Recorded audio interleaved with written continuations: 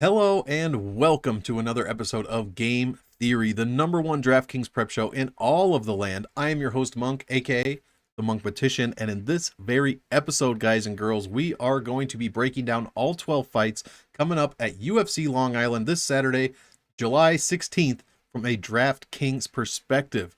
Before we get into it, guys, check out teamriserfall.com. If you play DFS of any kind, get on over there. We have experts, we have articles, we got charts, we got projections, we've got absolutely everything you need for every single sport. So get on over there, teamriserfall.com. Use code MONK, save yourself $10. Also, check out the MMA Engine, me, Wheezy, Lou, and Brady, bringing you content every day of the week before every single UFC card. So get on it. You will be prepared. You check out Team Riser Fall, you check out MMA Engine, you watch my videos. There's no way you can lose unless we get screwed over by the judges again. So guys, that is probably all I need to say about that. Be sure to like this video, please. Subscribe to the Monkmatics channel. Trying to get to 350 subs here before this week's card, and you guys are killing it. We are about 15 subs away. So if you're new here, click that button, hit that bell, and you'll never miss any kind of statistics, DFS or otherwise, from your boy right here. So without further ado, guys, let's get into the first of the 12 fights, UFC Long Island. First one, we got a banger. Jessica Penne going against newcomer Emily Ducote. If you don't know who this is, please watch. It was not her last fight, but her second to last fight. I believe it was in Invicta. I'm not quite sure. Be sure to watch that highlight. She absolutely starches this girl. I think it was Danielle Taylor. Starches her with a punch, knocks her out on the feet, and she's still just standing there and then delivers an absolutely brutal head kick finish. So you gotta check that out. She's going up against Jessica Penne. Definitely 20 professional fights for Penne, 17 for Ducote. So she is has some experience as well. Penne 3-3 in the UFC. She's 39 years old, 5 months, guys. Almost 40 years old. We've got, 11 years between these two girls. I'll keep this one quick. Jessica Penne, $8,000. She has surprisingly made the optimal lineup in both of her past two fights, with a first round sub over KK and a split decision over Lupita Godinez. Somehow she made the optimal with 68 points. So that is pretty interesting. She does not score very well, 2.5 points a minute. 90 when she wins isn't too bad, but she gives up more than that per minute and per loss. She's $200 over her average salary. Let's see here. And she's been KO'd twice in the UFC. That's the only reason I'm going to put any kind of stock in Ducote. As you guys know, I got to see it before I can, throw her in a ton of lineups. She is the favorite here over a UFC vet, which is always questionable, but it's 82 and 8,000. No big, it's not going to be difficult to get to either one of these. I have no stats for Ducote, obviously, except for the strength of schedule. Let's see here. Strength of schedule, it goes to Penne, but it's surprisingly very close. We got 70s here. You want to be between 70 and 75 for strength of schedule. That's a good one. Anything less is just kind of, trash. You're crushing cans almost at that point. So we're right at 70s for Penne. Pretty good strength of schedule. We're just under that for Ducote, and she's got a better strength of defeat as well. Penne 2-3. In her last 5, as I said, with losses to Danielle Taylor. I believe that's the woman that Emily Ducote head kicked into another galaxy last year. She got KO'd by Andrade and KO'd by JJ. So it's not exactly cans right there, giving her 2 knockouts. So we'll see what Ducote can do. Here are my projections. Whatever you think is going to happen, here's how I think it will score. Decision wins, not going to be very, very good for the most part. Probably around 70 points, if that. DraftKings visual recap, don't really need that. We only have one fighter on that. And here are the aggregate professional and UFC career finishes. I think this one, Computer Monk might pick this one to finish inside the distance. I forgot last week, so guys, I will do my best to remember to do it. Stick around for the end of this video. I will not leave you hanging and give you Computer Monk's picks for UFC Long Island. So I'm leaning fade on this one. If I'm going to have anyone, it'll probably be portions of Ducote. Might have a little bit, I don't know why I'm saying her name like that, but might have a little bit of Penne, but that age and the record is just red flags. But she has made the optimal, like I said, 2 out of 2 fights. So not going to fade this one into the ground, but I'm not going to be very high on it. Like I said, Emily's going to have to show me that she can do that on this level before I roster her in any kind of meaningful lineups. Let's go to the second fight of the night. Dwight Grant against Dustin Stoltzfus, another possible sleeper here, and I don't mean a sneaky fight. I mean you might want to just take a nap for this one, get that 15 minutes of beauty sleep. Dwight Grant, almost 38 years old, by the way, $8,900. He's 471 over his average. Grant scores 2 points a minute, guys. 2. It is the second lowest number on the entire card. It's less than 70 when he wins. I'm not looking for any part of Dwight Grant here at all.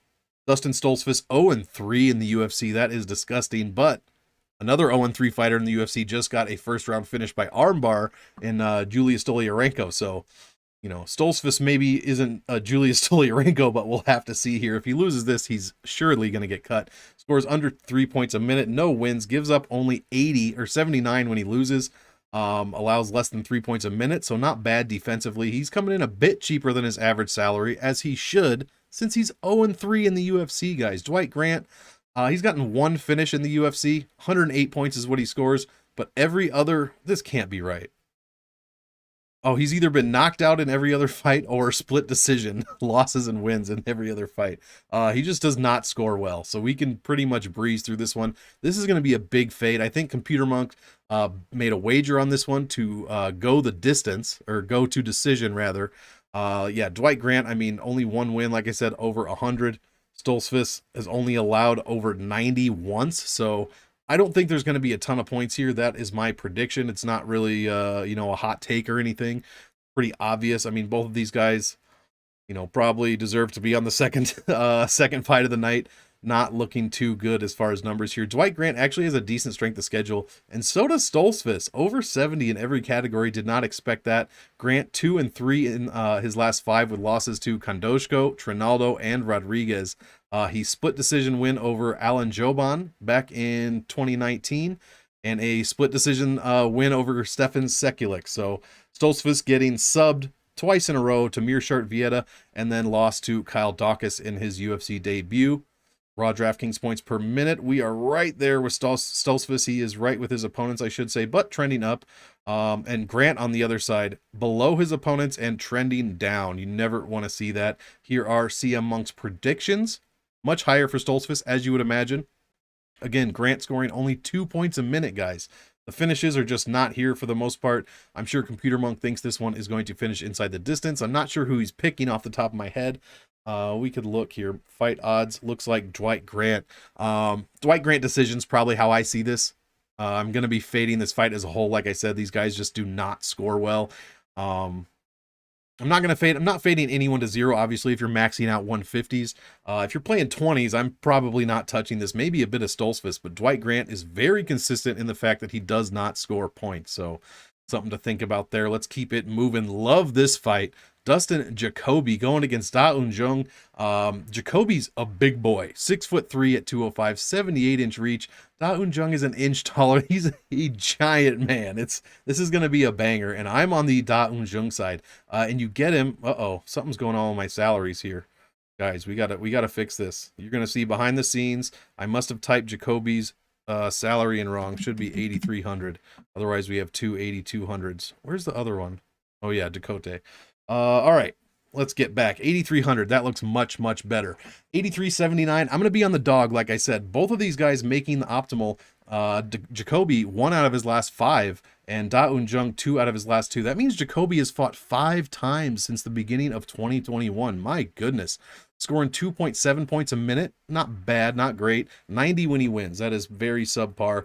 He allows a lot of points, but he's mostly going to decisions, it looks like, allowing only 70 points per loss. That is number 1 on the card. And he's coming in $233 under his average salary. Meanwhile, I'll look at all this green for Jung. That means his stats are just better everywhere. His ass whoop index is the second best on the card. He's got big power, perfect chin, almost 4 points a minute, guys, and that's good for 6th on the card, which means we have some elite scorers here.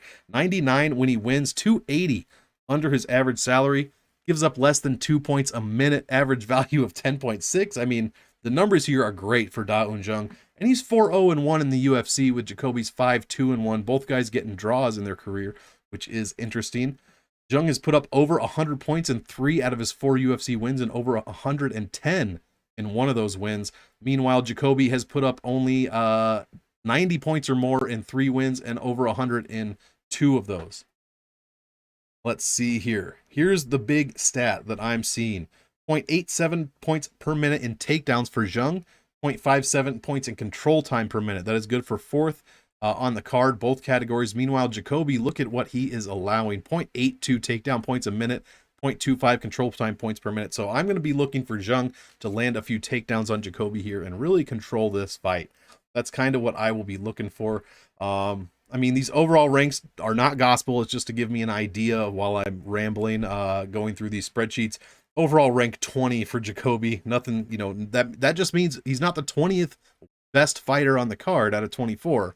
I mean, he could be, but that's not what that means. It just, the stats say that he's, you know, 20th. So not great stats for Jacoby. Daun Jung, on the other hand, 3 overall. So we have great stats here. Jacoby's takedown defense, 48%. Jung, 89%. And his takedown accuracy, 61%, fifth best on the card. So pretty good here. The big discrepancy is in strength of schedule. It's much better for Jacoby, and he's undefeated in his last 5. I guess so is Jung.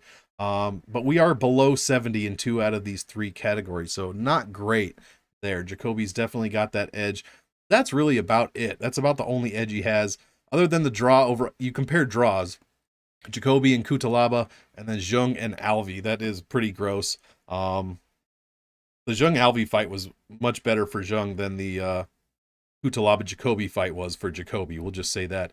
But he did turn that around. A KO victory over Stewart, beat John Allen and Michael Oleksiak.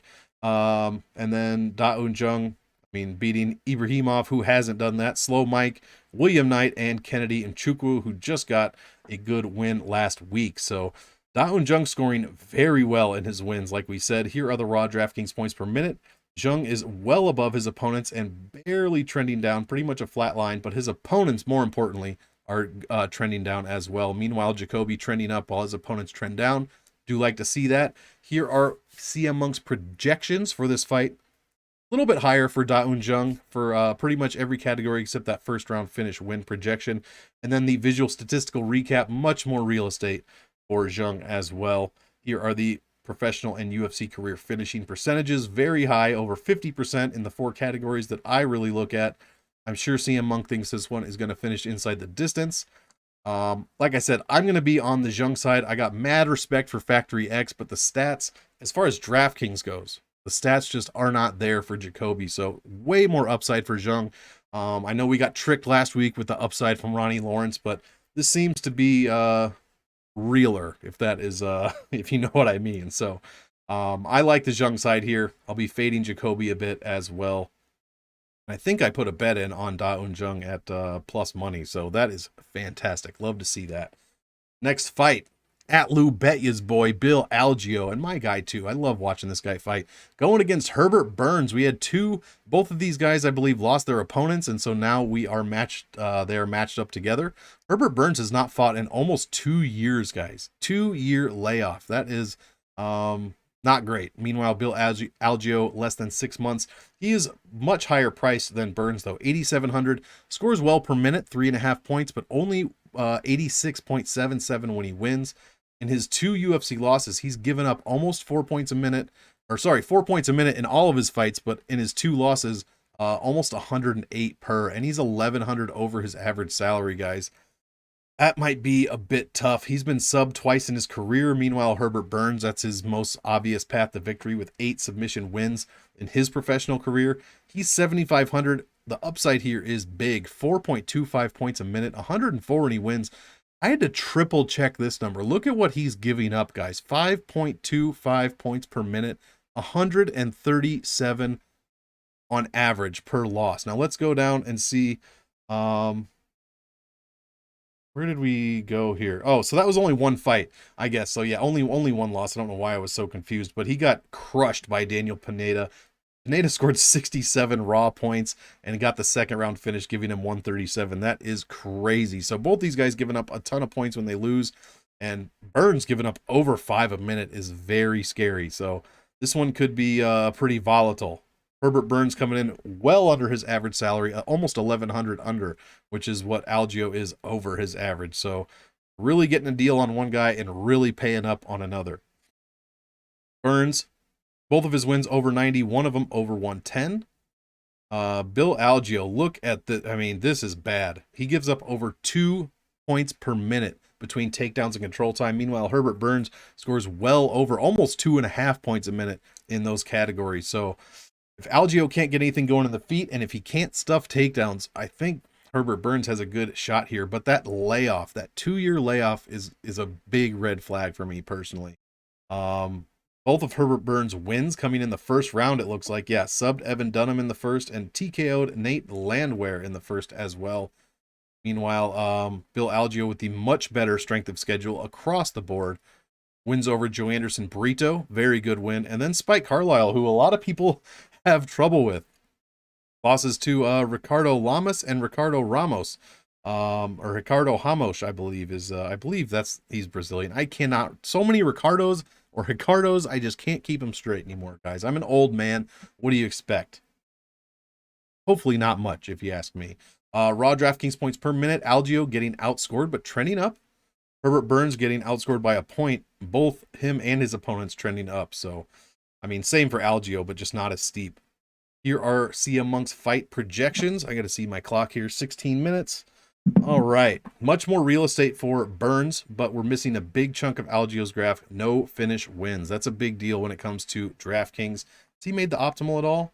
No. No, he has not since 2021. Projections, blah, blah, blah. Here are the finish rates. Pretty low. 70% of their career finishes have been, or career wins have been finishes, and half of their losses I don't know what, a third of their losses in their career. Half of their wins in the UFC have been finished wins. How am I playing this one, guys? I mean, I'm rooting for Bill Algeo for sure. I got nothing against Herbert Burns. I'm just going to pick my guy Lou's guy, his Philly guy, Algeo. 8,700, man. I like him to win this, but he just does not score well. If he cannot finish Burns, we're looking at, a decent decision score of 86, but that's not at $8,700. That is not going to get the job done at all. He was 7,600 and put up 88 points last time, which is a great value, 11.6. This time it wouldn't even be 10x. So I'll probably be playing a bit more Herbert Burns for the upside. But again, almost 700 days off by the time the fight rolls around. That is a bit much for me. So I'll play a bit of both, but I'm going to be looking elsewhere, I think, for a little bit better value, to be quite honest, on this one. Like maybe this fight. This one is so exciting. I can't believe it's on the prelims, but everyone's saying that, so I won't go on and on about it.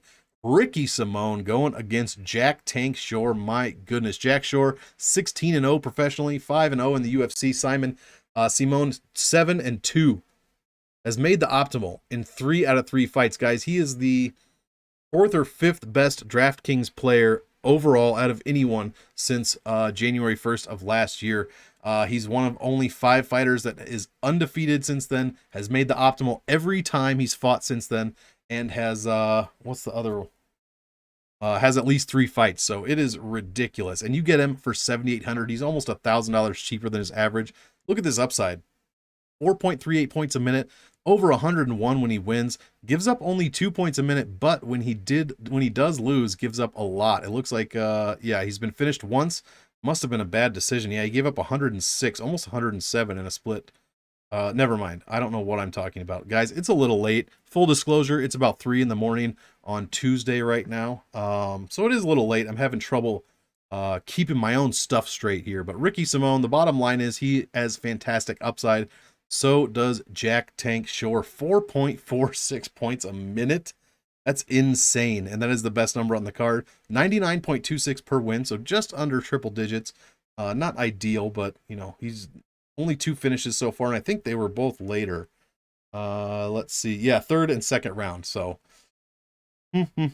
scores or gives up only 1.61 points a minute. So both of these guys very solid defensively. Both of them coming in cheaper than their average salary, which is huge.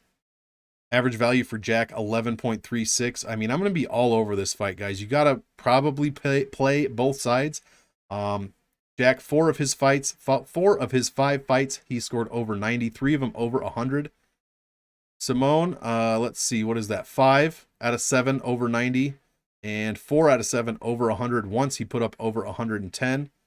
Tons of takedown and control time points for Simone, but I don't know if he's going to be able to do that to Shore. Shore also huge takedown and control time points as well. So this one is really going to be a battle, guys. I am looking forward to this one a ton. And remember those overall ranks I mentioned earlier, how they're not gospel, but you know, the stat wise is kind of where I'm looking there. Second and first for Simone and Shore. So God, it's going to be good. Going to be good. Jack Shore, 85% takedown defense. Simone, 75% takedown defense. Strength of schedules are excellent, especially for Shore. 76 in 2 of these categories. My goodness.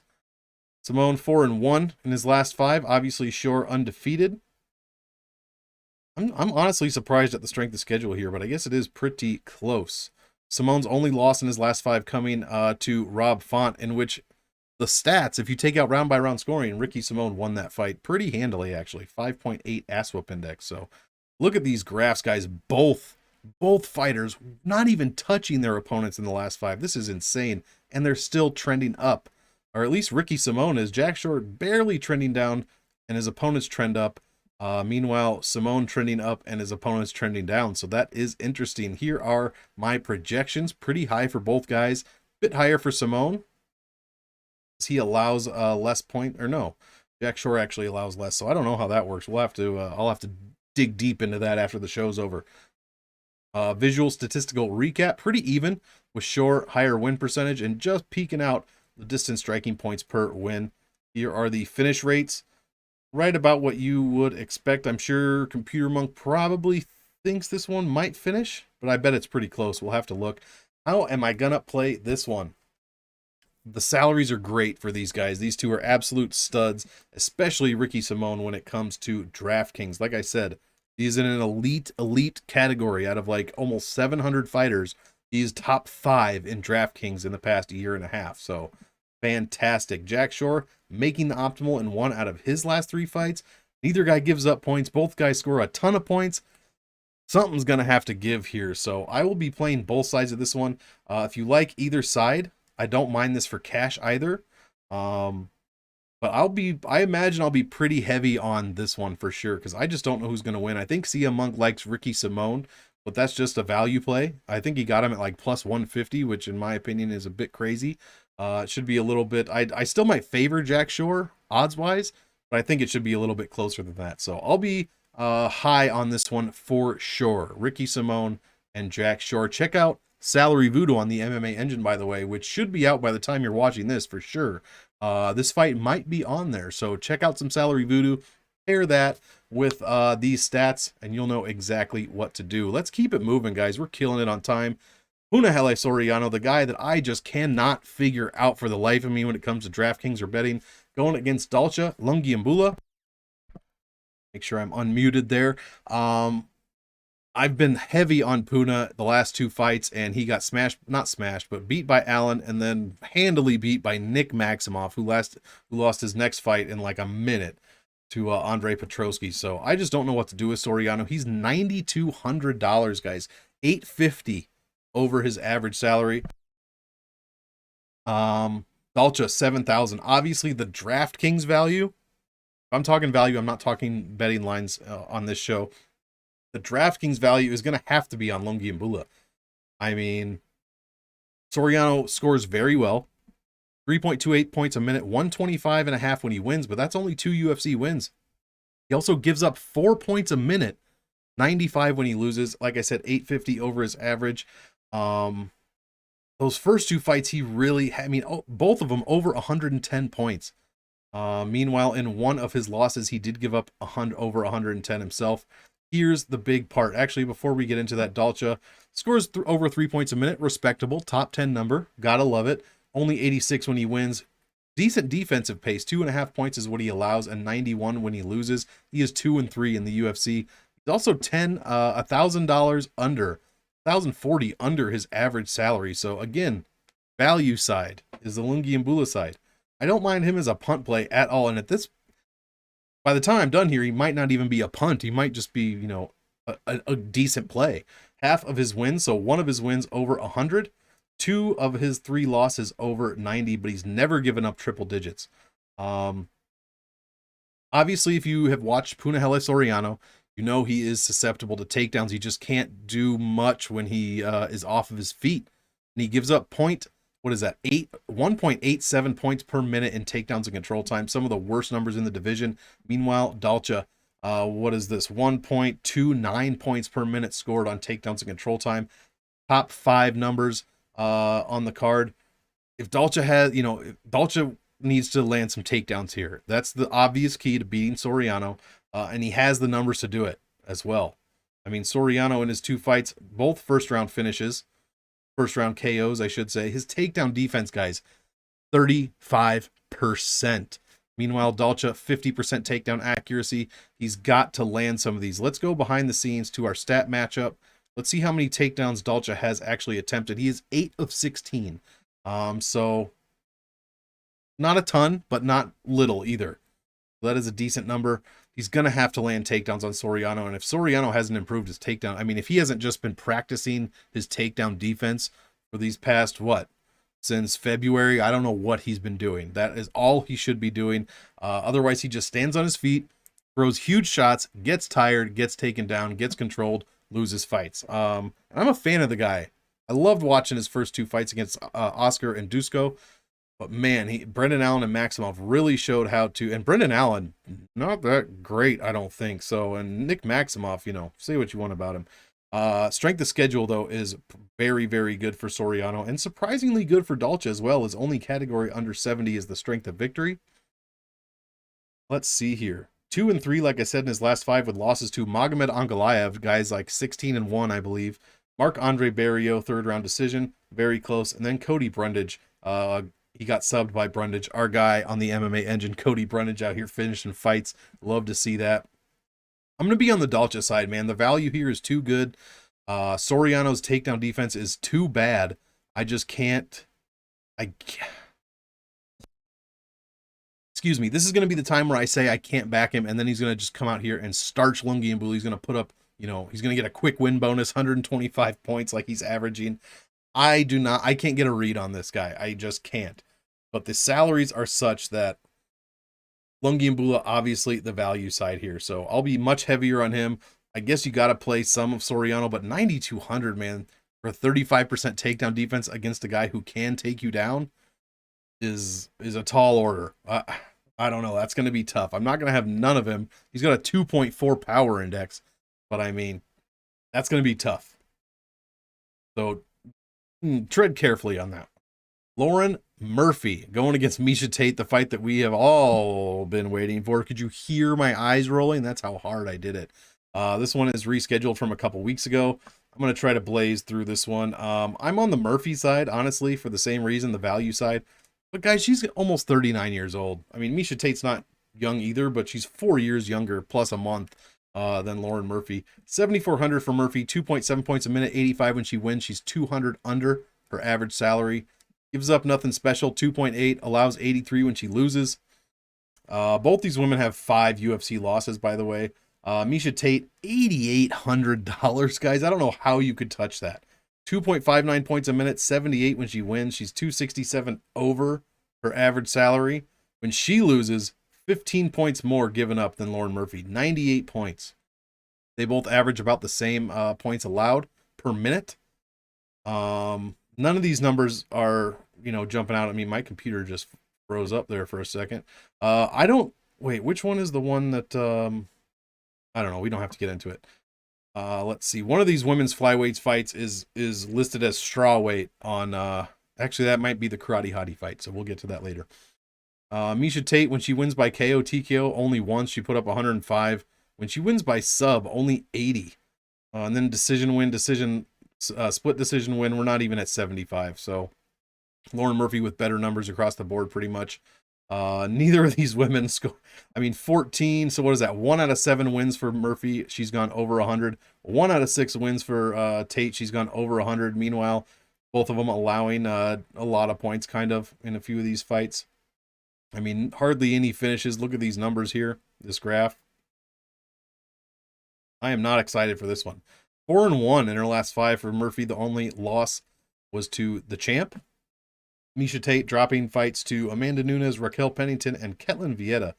Well, that did not come without Twitter controversy last time, but we don't really care about that on this show. Both the strength of schedules are subpar. I was going to say pretty bad, but that's not true. Just a bit under 70. They're pretty much even as far as I'm concerned. Murphy with wins over Andrea Lee, Modafari, Shakarova. I don't even know who that is, to be honest. And Joanne Wood. Meanwhile, Tate winning against Holly Holm way back in 2016, and then Marion Renault in her comeback fight. I'm going to be fading this one. Big fade. Murphy, if she can go 4 rounds with Shevchenko, and maybe some of that was Shevchenko, playing with her food a bit. I don't think that Tate is going to, be able to. How's Tate going to finish this one? By sub? Murphy's never been subbed in her career. She's, a jiu-jitsu. She likes to be on the ground. I think this one goes to decision, 70 point for the winner. Nothing special. Here are my projections. Real estate for the aggregate visual recap is pretty much identical. Finish rate's pretty low. Yeah, I'm thinking this one goes to decision. I'm not paying 8,800 for Miesha Tate. I mean, in 150s, I guess I'll have some, barely. But if I'm going to play this one, the value side is obviously the Murphy side.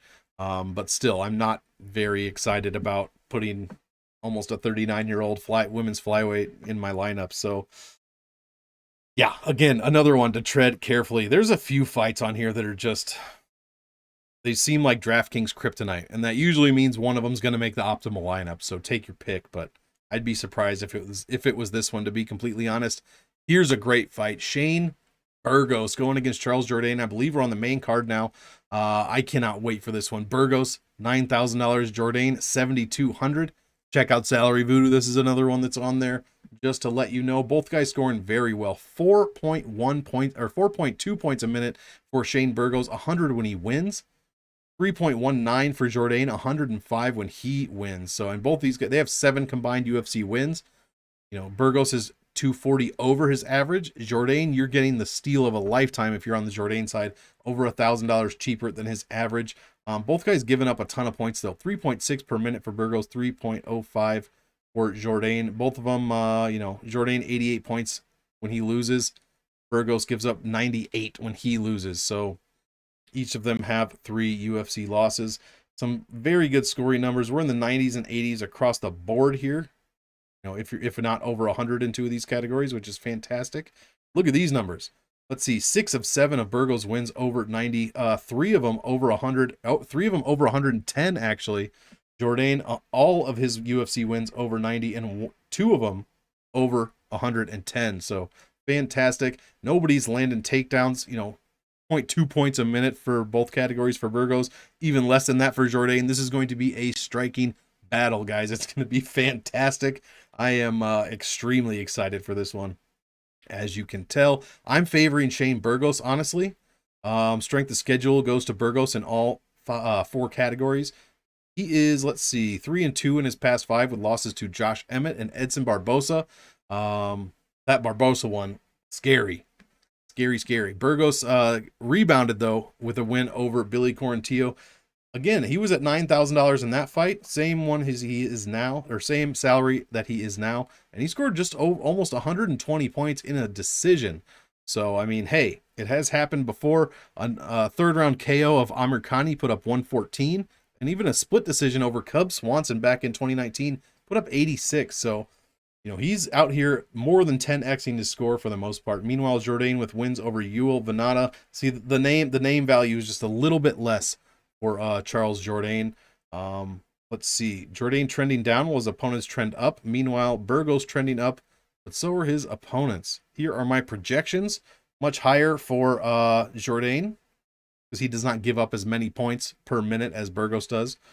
And then here is the visual statistical recap. Some finish rates in their wins. Professional wins, 81.5% have been finishes. In the UFC, over 54%. So pretty good there. How are we playing this one, guys? Play both sides. Honestly, the $9,000 salary, fantastic. $7,200 salary is decent for a dog salary. Both guys have made the optimal lineup since last year, beginning of last year. It's going to be a banger. gonna be a banger. Even if no one gets a finish, which would be surprising, both guys can score pretty well in decision, averaging over 90 for Jourdain and over 104, almost 105 when Burgos wins by decision. So I'll be playing the shit out of this fight for sure. Absolutely love it for DraftKings. Both guys score a ton of points, and I think somebody's going to get finished here, to be quite honest. Next fight, Matt Schnell going against Mudaerji. Yeah, 5-5 Matt Schnell. Not quite as much of a banger as the fight preceding this one. 7,100 for Schnell, 2.24 points a minute, 72.5 when he wins.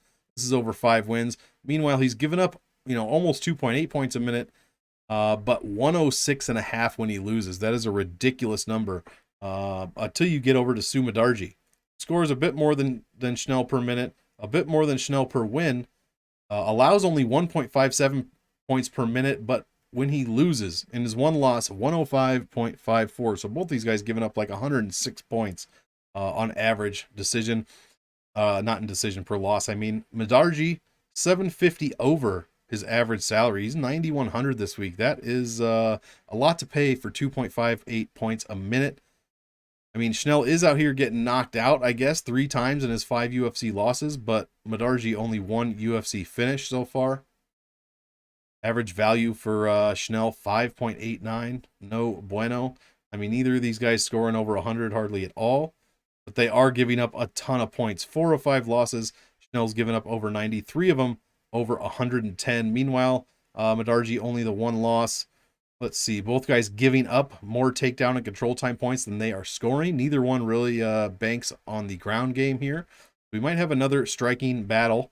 Both guys giving up way more points than they're allowing, or than they're scoring rather.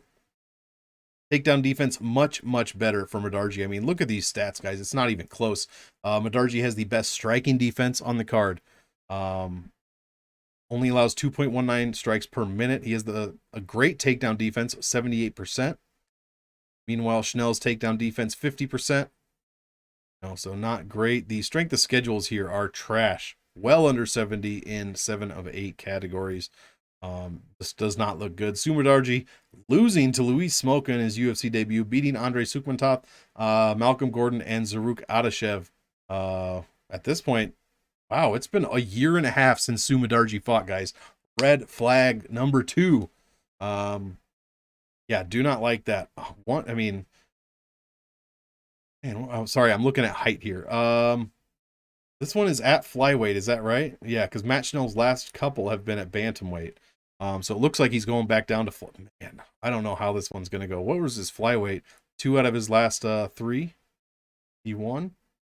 Let's see. Mudaerji with 1 very good performance and the rest pretty average, but he is trending up mostly because of that 1 performance.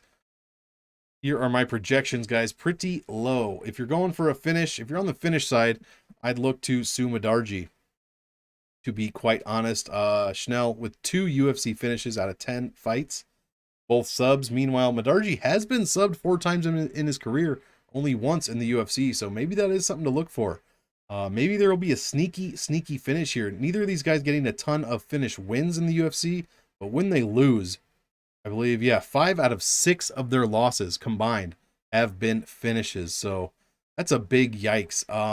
That might change my mind about this one, to be honest.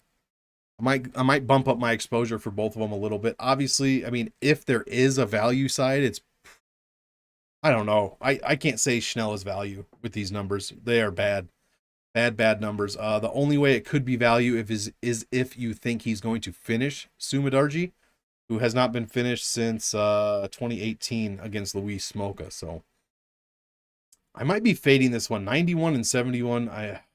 91 for Mudaerji is just not great, even though he has better numbers basically all the way around over Schnell. I'm just not looking forward to rostering either of these guys in big GPP tournaments.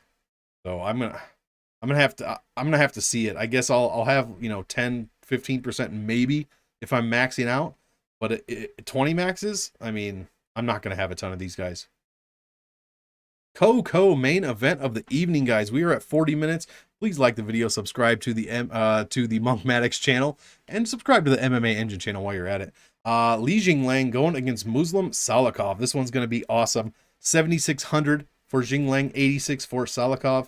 Li Jinglang has the much better DraftKings upside, 3 points a minute, 95 when he wins.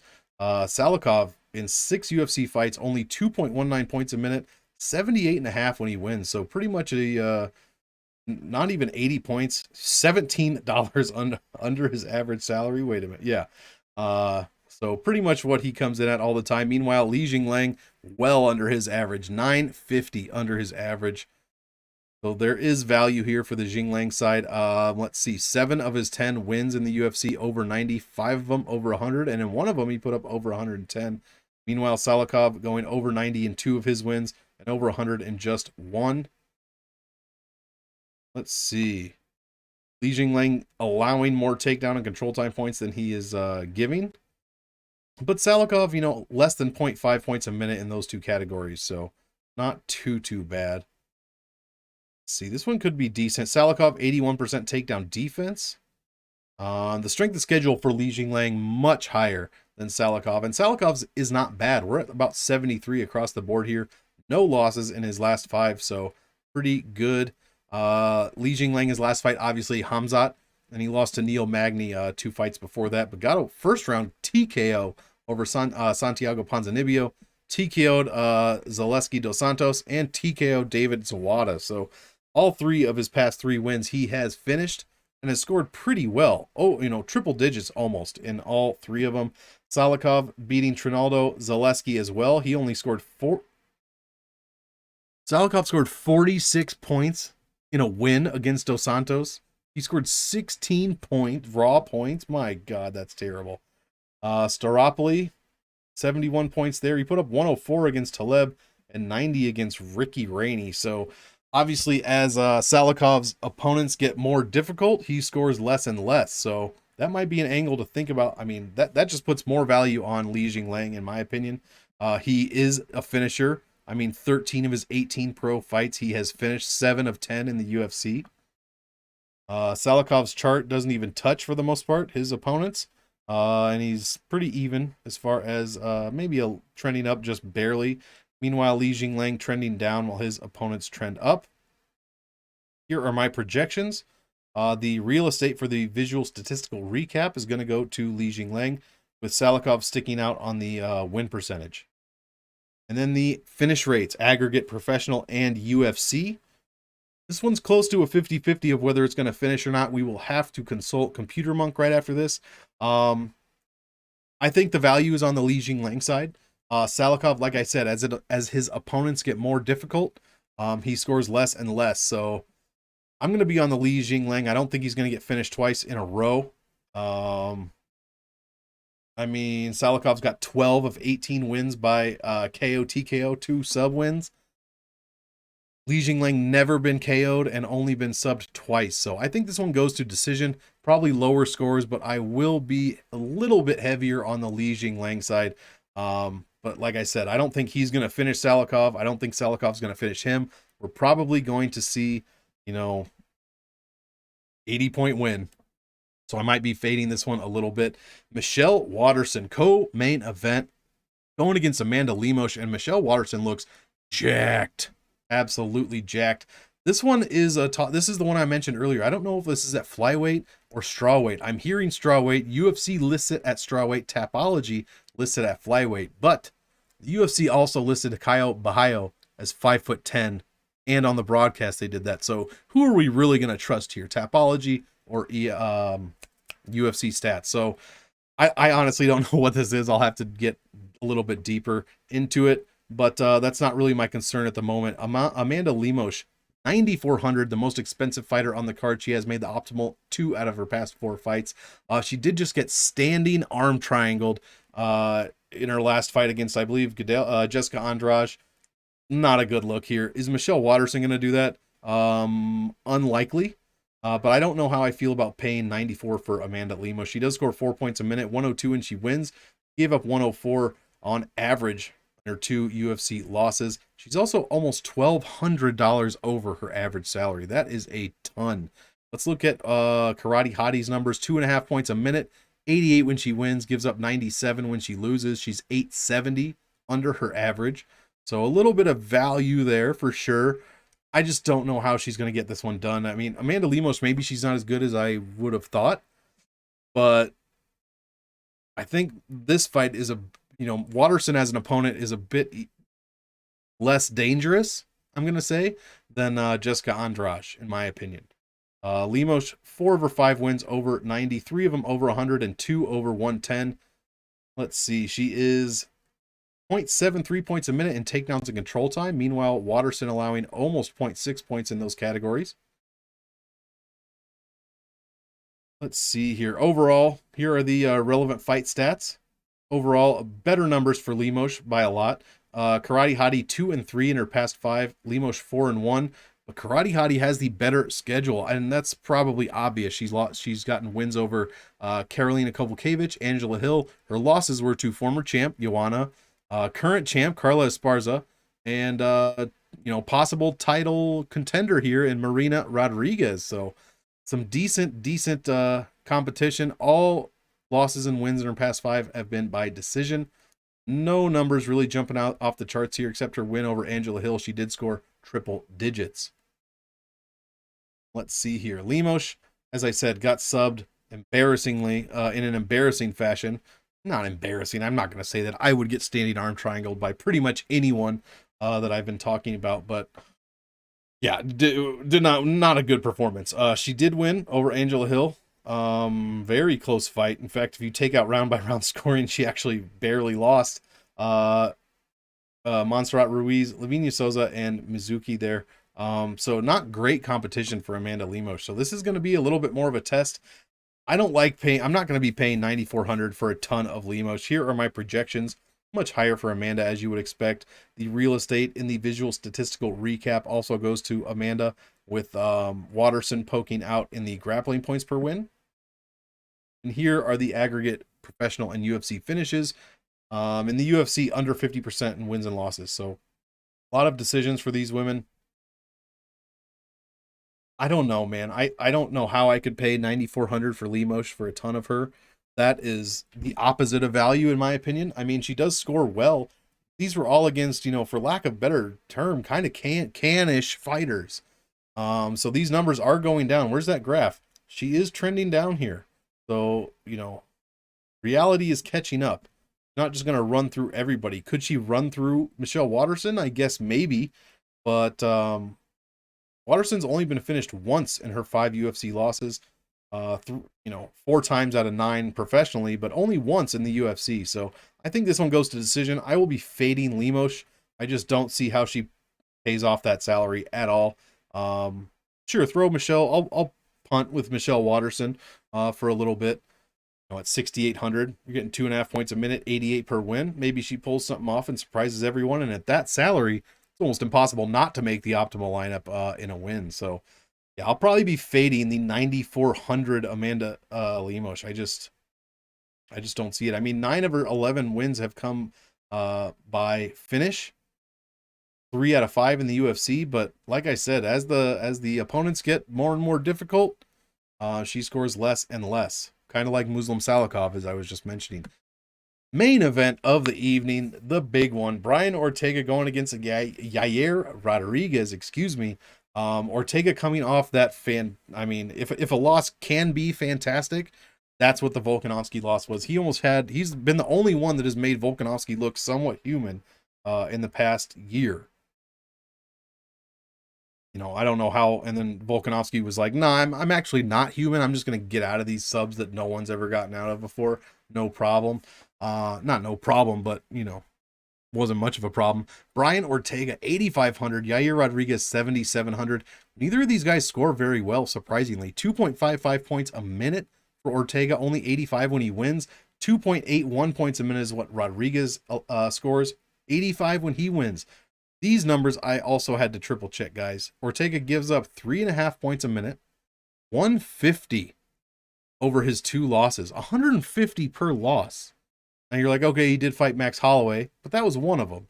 Yair Rodriguez gives up 2.86 points a minute, 138 when he loses. We have to scroll down immediately to look at this. Let's see. He lost in the 5th round to Volkanovski, who scored 135.5.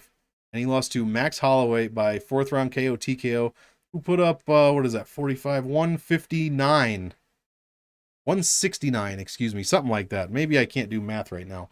Like I said, it is very, very late or early, depending on how you look at it. Yair Rodriguez allows 153 to Max Holloway in his loss to Holloway, which was quite some time ago. Wait, hold on. Why does it say 750? This number's not right. Never mind. Let's not get sidetracked. And when he lost to Frankie Edgar, he gave up, what, 123, almost 124? So these numbers are ridiculous. These guys are giving up tons of points. Yair is coming in 600 under his average, while Ortega is coming in 700 over. So that's not necessarily what you want to see. I mean, you're going to have to play both sides of this because these guys love to give up points. I mean, offensively, like I said, only 85 per win, but defensively, Jesus, we're averaging like 143 per loss between these guys. Obviously, nobody's, going for a ton of takedowns, control time. If it gets there, Ortega will probably be the one on top, I would imagine. We're going for subs more than Yair. Yair's takedown defense, not great, not terrible, 60.5%. The strength of schedule here is crazy. 10 points higher Ortega over Yair in almost every category. Yair's strength of schedule is not great. That's probably because he's fought Jeremy Stevens twice in his past 5, and Jeremy Stevens has a terrible record. Not terrible, but not great. Let's see, both these guys beating Chen Sung Jung by KO. Actually, Ortega went to decision with him, scored 118 points. And Ortega also winning over Edgar and Swanson. Yair lost to Frankie Edgar back in 2017. So a few common opponents here. Yair getting outscored by his opponents on average, but trending up. Meanwhile, Ortega getting very much more outscored by his opponents and also trending up, but opponents trending up as well. I never want to see that. Here are my projections. Much higher for Rodriguez. The visual statistical recap is crazy for Ortega. I mean, look at all this real estate here. Yair is poking out in the win percentage, barely, and in the grappling points. That is actually surprising to me.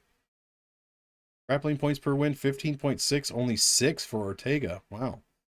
And then the professional and UFC career finishing percentages, pretty high, over 50% in the categories that I look for, almost over 60% in those categories. Man, I would say I would fade this one, but the salary voodoo is great. The 8,500 and 7,700 salaries are fantastic to play, especially the 7,700. I like Ortega to win this fight. But like I said, I would give you the fade on this one, but both guys, the points that they give up is insane. So I am going to probably have a little bit of these guys for sure in GPPs. And at 85 and 77, they're not very difficult to get to. Like I said, salary voodoo for these salaries is fantastic. $7,700 salary is like the 5th best salary overall, even at a dog salary, 5th best overall. So probably have, 20 to 30% of these guys because they just give up points. They're just handing out points like it's candy on Halloween or some shit. So yeah, I'll probably be playing a bit of both here. Guys, that is going to do it. We blazed through all 12 of these under an hour. And I did not forget, guys, before we get out of here, I did forget last week. Not this time. Here are Computer Monk's picks and projected methods for UFC Long Island, Ortega, and Rodriguez. We've got, last week, look at this. I guess these should all be blue. That means they are favorite picks instead of dog picks. Monk picked all freaking chalk last week. It is the opposite this week. We've got 5 dogs on the board that he likes to win. He likes Jessica Penne over Ducote, but that is because we have no stats for Ducote, so we will just have to see. So we've got Penne by decision, White Grant by decision, Da Un Jung by finish, let's go, Herbert Burns by decision, Jack Shore by finish, Algeo Lungiambula by finish, and this is a very closely lined fight. The next 2, actually. Lauren Murphy by decision. I love it, love it. Shane Burgos by finish, Mudaerji by finish, Muslim Salikhov by finish. Wow, that is interesting. Amanda Lemos by decision, and Brian Ortega by finish. So 4 out of 5 finishes projected on the main card. I absolutely love Computer Monk's picks this week. Maybe the Jessica Penne, she's almost 40. I don't know about that, but the UFC experience is good.